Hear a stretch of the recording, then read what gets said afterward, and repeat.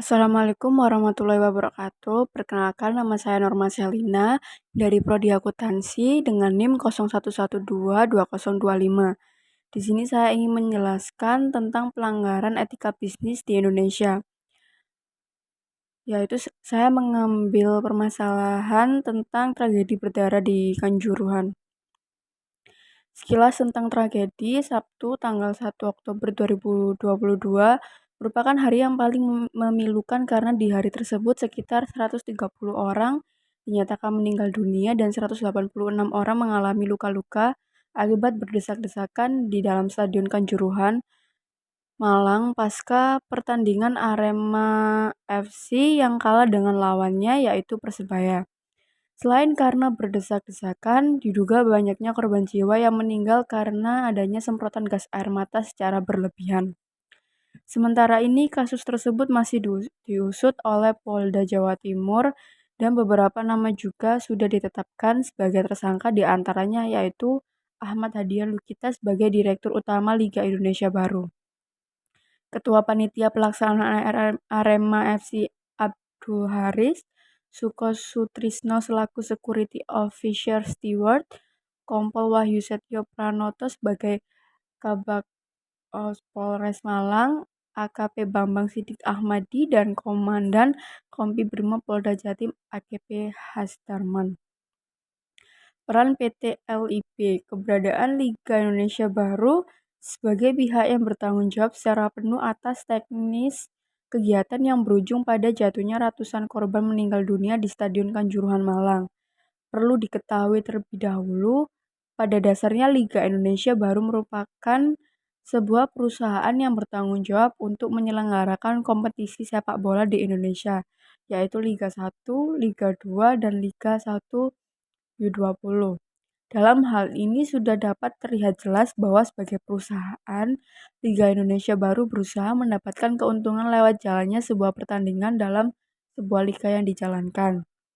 Namun, ada beberapa hal yang menjadi sebuah kesalahan fatal yang dilakukan oleh Liga Indonesia Baru, di mana hal tersebut merupakan salah satu akibat dari adanya pelanggaran etika bisnis dalam menjalankan manajemen perusahaan sebagai pihak penyelenggara resmi Liga Sepak Bola di Indonesia. Indikasi pelanggaran etika bisnis. Hal yang pertama yang sangat mengecewakan yaitu berkaitan dengan penjualan tiket pertandingan yang dijual melebihi kapasitas Stadion Kanjuruhan Malang, di mana stadion tersebut hanya memiliki kapasitas penonton sebesar 38.000 kursi, namun tiket yang habis terjual sebanyak 42.000 tiket. Sangat terlihat jelas bahwa sebagai sebuah korporasi, Liga Indonesia Baru lebih mengutamakan keuntungan daripada kenyamanan dan keamanan penonton pada waktu itu.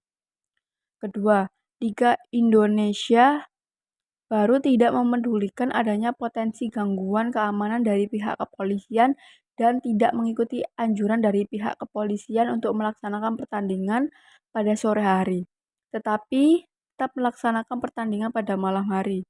Hal tersebut menunjukkan bahwa Liga Indonesia baru lebih mengutamakan kebutuhan broadcaster yang terkait. Terlihat kembali bahwa keuntungan dalam berbisnis menjadi hal yang utama dengan mengabaikan keamanan dan kenyamanan pihak penonton.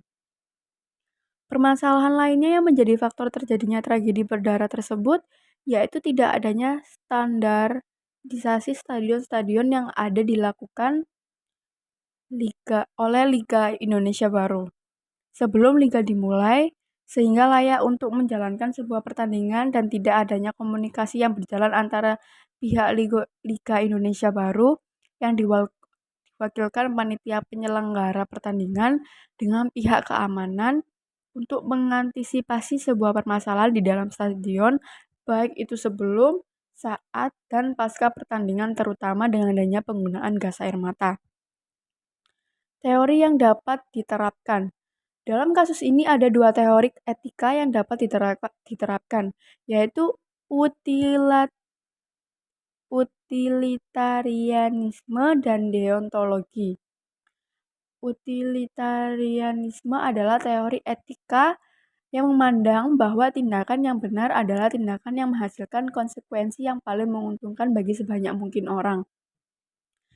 Dalam konteks kasus ini, Utilitarianisme akan menilai tindakan Liga Indonesia Baru yang memperbolehkan penjualan tiket melebihi kapasitas stadion dan melaksanakan pertandingan pada malam hari sebagai tindakan yang tidak etis. Hal ini dikarenakan tindakan tersebut mengabaikan kenyamanan dan keamanan penonton yang merupakan konsekuensi yang merugikan banyak orang. Sementara itu, deontologi adalah teori etika yang menekankan pentingnya aturan moral dan nilai-nilai yang harus dipegang teguh oleh individu atau organisasi. Dalam konteks kasus ini, deontologi akan menilai tindakan Liga Indonesia Baru yang tidak memedulikan standarisasi stadion dan tidak berkomunikasi dengan pihak keamanan sebagai tindakan yang tidak etis. Hal ini dikarenakan Liga Indonesia Baru memiliki kewajiban moral untuk memastikan bahwa stadion-stadion yang digunakan untuk pertandingan memenuhi standar keselamatan yang layak dan memastikan komunikasi yang baik dengan pihak keamanan. Saran 5 Asas Good Corporate Governance. Yang pertama, transparansi.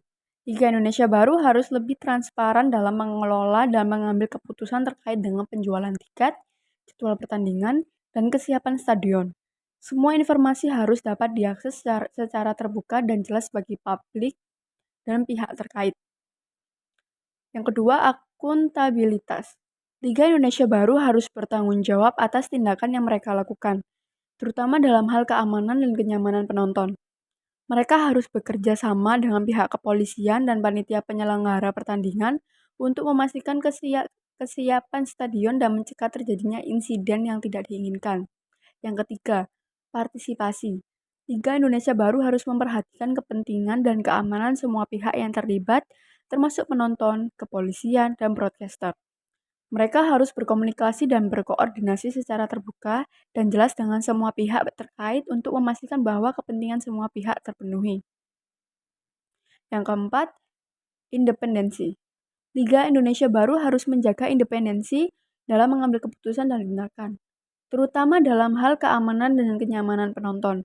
Mereka harus dapat bertindak dengan profesionalisme dan tidak terpengaruh oleh kepentingan pihak lain, seperti broadcaster atau sponsor. Yang kelima, kepentingan seluruh stakeholder. Liga Indonesia Baru harus memperhatikan kepentingan seluruh stakeholder yang terlibat termasuk penonton, kepolisian, broadcaster, dan pihak sponsor. Mereka harus memastikan bahwa kepentingan semua pihak terpenuhi dan tidak ada pihak yang dirugikan. Sekian presentasi dari PPT saya. Terima kasih. Assalamualaikum warahmatullahi wabarakatuh.